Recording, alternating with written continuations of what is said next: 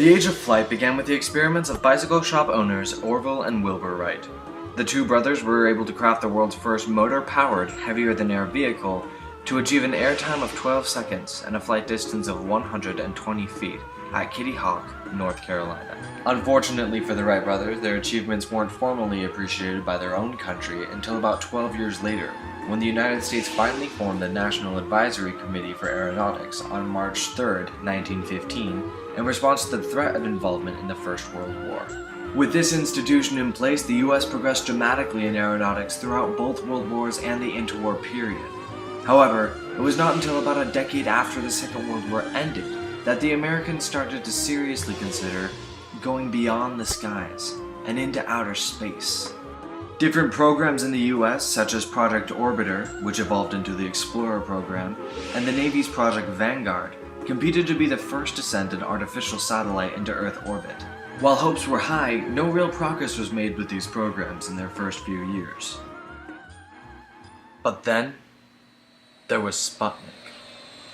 With a surprise launch on October 4th, 1957, the Soviet Union succeeded in launching Sputnik 1, the first ever artificial satellite in Earth orbit. The project was part of the Soviet Union's goals in the International Geophysical Year, which was a period when the international community, with the Soviet Union and the United States included, agreed to expand the world's knowledge of the Earth and space sciences. The Americans were furious. They wanted the world to progress, but with them in the lead. The fact that the Soviet Union had beaten them into space was entirely unacceptable. So it was time for a massive reevaluation in America's policy towards outer space. It was time for the National Aeronautics and Space Administration, or more commonly known as NASA. The driving force behind the National Aeronautics and Space Administration was the Soviet launch of the artificial satellite Sputnik. In response to this, the U.S. administration created several space-related organizations in the interim period, while the official organization was in the works in Congress, promoted by Lyndon B. Johnson and President Eisenhower. On July 29, 1958, President Eisenhower signed the National Aeronautics and Space Act, and NASA was officially created. In Section 102 of this Act, there are 8 objectives defining NASA, the most important of which include the expansion of human knowledge of the phenomena of space, the improvement of aeronautics and space vehicles, and cooperation by the U.S. and international bodies and peaceful application of the information brought up by this organization. NASA became operational on October 1st, 1958, and immediately began directing the vast majority of funds and research towards space missions, with their main focus being Project Mercury, which had the ultimate goal of orbital flight.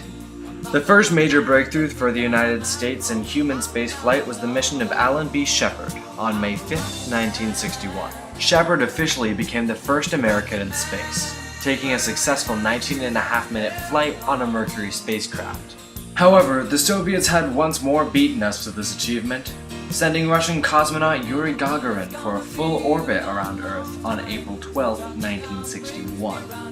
In response to these events, President John F. Kennedy delivered his famous speech concerning the United States' goals in space on May 5, 1961. And this generation does not intend to founder in the backwash of the coming age of space. We mean to be a part of it.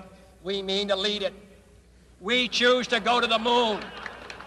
We choose to go to the moon.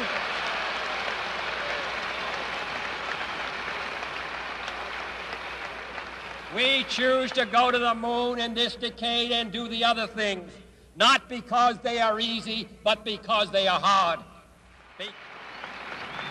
Many years ago, the great British explorer George Mallory, who was to die on Mount Everest, was asked why did he want to climb it. He said, because it is there. Well, space is there, and we're going to climb it. And the moon and the planets are there, and new hopes for knowledge and peace are there.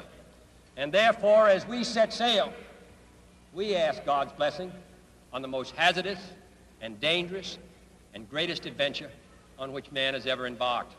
Thank you. Thus was what many consider to be the beginning of the space race.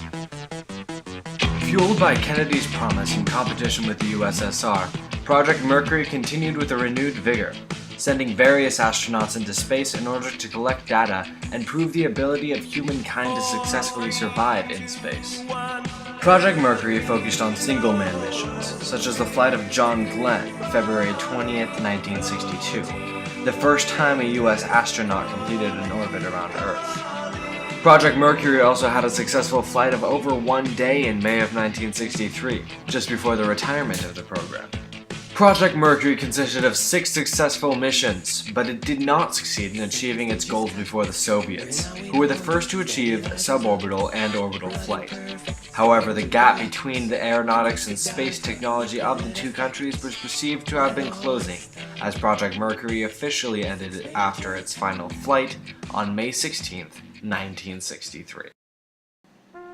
Following the tragic death of President John F. Kennedy, many feared for the future of the space race. Kennedy had hoped to land a man on the moon in cooperation with the Soviets, and now that he was gone, the continuation of NASA looked bleak. It was President Lyndon B. Johnson who, 6 days following the death of the president, looked to inspire greater hope in the space program by naming the launch site where the moon voyagers would depart in Kennedy's honor. Thus, we have the creation of the Kennedy Space Center in Cape Canaveral.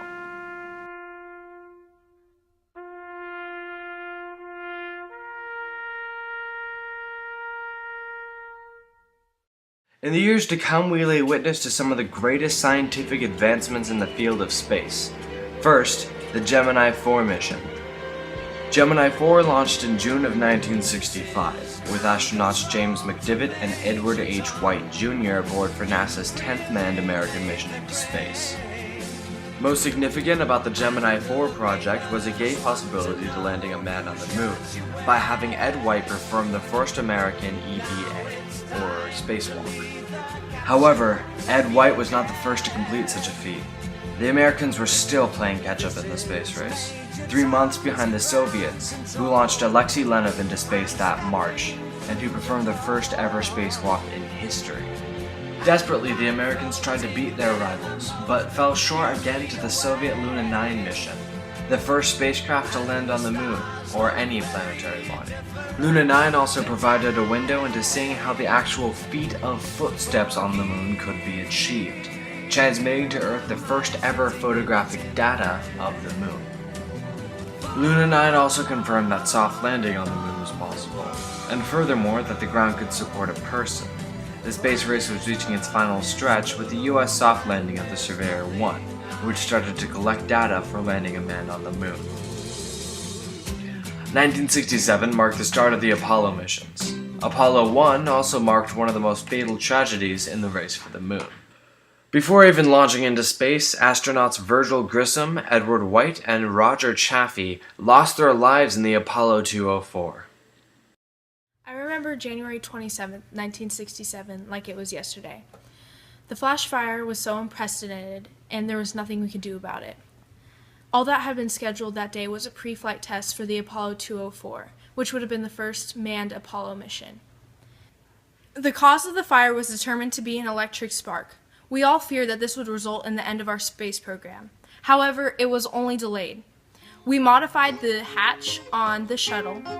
We improved fire regulations as well as made all the astronauts wear fireproof suits. Although 3 valiant men lost their lives that day, it was not in vain. Due to this tragedy, we have learned from our mistakes, and now they will always play a crucial role in the development of our space program. The Treaty on Principles governing the activities of states in the exploration and use of outer space laid the framework for international regulations on space.